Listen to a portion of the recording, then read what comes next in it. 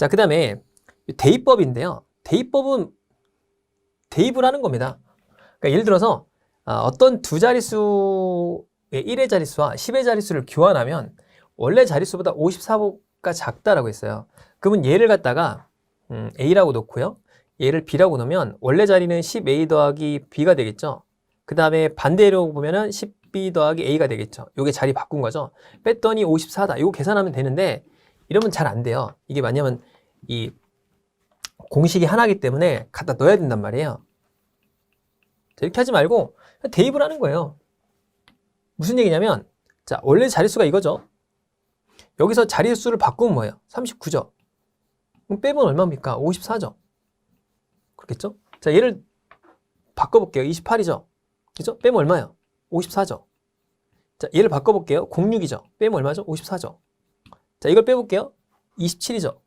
빼면 얼마예요? 5죠. 끝자리가. 아니겠네요. 그러니까 정답이 3번이다. 이렇게 찾는 거예요. 이거는 이거 한번 볼게요. 자, 2번 한번 봅시다. 2번. 이걸 보면은 수영이의 나이는 7살이고요. 어머니 나이는 39세예요. 그랬더니 어머니의 나이가 수영이의 3배가 되는 것은 몇 년 후인가? 이건 공식이 있어요. 이건 어떻게 계산하냐면 자, 39 빼기 7 나누기 2 이렇게 하시면 됩니다. 그럼 이게 32잖아요. 그럼 2 나누니까 16년. 그러니까 요 7살짜리가 16살이 되면 3배가 됩니다. 그래서 총 9년 후 7살이니까 16살 때가 9년 후죠. 이거 이제 뒤에 나옵니다. 나이 계산하는 거 나오니까 걱정하지 마시고요. 자, 이렇게 풀면 돼요. 이건 간단한 방법이 있습니다. 나이 계산은 공식이 있어요. 그냥 공식으로 풀면 되는데 이런 경우 넣어보는 거죠. 그냥 뭐. 자, 7살이고 39세예요. 그런데 3배가 다는 게 몇 년 후냐? 그럼 7년을 넣어보는 거죠. 중간에 3번 정도 넣어보는 거예요. 보기가 4개면 2번이나 3번 정도 넣어보는 거죠. 그럼 넣으면은 14세가 될 테고 얼마가 되죠? 엄마는? 46세가 되죠. 그럼 어떻게 돼요? 3배가 넘죠. 3배가 넘으니까 더 높여봐야겠죠. 그래서 9년을 한번 넣어봅시다. 그럼 16살이 될 테고 9살 넣으면 48살. 그럼 3배 맞네요. 그러니까 이렇게 딱 체크하면 되겠죠. 그렇겠죠? 자, 그런데 이제 만약에 이렇게 나오면 이제 이건 힘들어요. 이런 거죠. 10년 전. 그러니까 현재를 기점으로 해서 현재가 있다고 해볼게요. 현재 A의 공사 영역과 B의 공사 영역이 있다고 해볼게요. 그러면 10년 전이니까 A-10이 되겠죠. 그 다음에 B도 B-10이 되겠죠. 10년 전이니까. 아니면 여기도 놨을 때는 10년, 10년 이렇게 해도 되고요. 그러니까 두 가지 방법이 있긴 합니다. 자, 이걸 볼게요. 그럼 A-10하고 B-10이 이렇게 되겠죠. 그랬더니 A공단의 연역은 B공사의 7배래요. 그러면은 B공사가 1년이면 A공사는 7년이 되겠죠. 그렇겠죠? 그러면 이게 잘 기억이 안 날 때는 얘가 7 곱하면 같아질 거 아니에요. 그러니까 요거는 곱하기 7, 요거랑 같다. 이 얘기죠. 자, 그 다음에 지금부터 15년 후니까 A 더하기 15가 되겠죠. 그 다음에 A 더하기 B 더하기 15가 되겠죠. 2배가 된다고 했으니까 여기다 곱하기 2를 해봅시다. 그랬더니 같다. 이 얘기죠. 두 개가 같다. 두 개의 연립방정식을 풀면 되는데 이렇게 되면은 좀 복잡하니까 처음부터 이런 거는 이렇게 잡지 말고 여기를 A로 잡는 거예요. 현재를 A라고 잡지 말고 자, 이쪽을 A라고 한번 잡아봅시다. 왜냐면 두 개의 식이 이쪽부터 나오니까 A가 있고 자, B가 있으면 7B가 A가 되겠죠? 그럼 현재에서 과거로 15년, 그러니까 플러스 15년이 되는 건 이 시점에서 어떻게 되는 거죠? 25년 되죠. 여기가 10년이고 15년이니까 A 더하기 25는 B 더하기 25에다가 곱하기 2 여기 같다 이거죠. 그렇죠? 그래서 A가 7B니까 갖다 넣으면 되겠죠. 그럼 7B 더하기 자, 25는 2B 더하기 50이 되겠죠. 넘어가면 25니까 빼니까 5B가 되니까 B가 5다 이거죠. 물어본 게 뭐예요? 비공사의 연역이죠. 그러니까 비공사의 연역은 5년이에요? 그렇지 않죠. 10년 후잖아요. 10년 후. 그죠? 왜냐면 요게 B니까 요거보다 10년 후가 현재니까 요게 정답이 되겠죠. 자, 이렇게 보는 겁니다. 자, 이런데 이것도 한번 대충 넣어보는 거죠. 뭐 15년이면 이건 좀 잘 안 돼요. 이런 것들 왔다 갔다 하는 건 생각보다 잘 안 됩니다.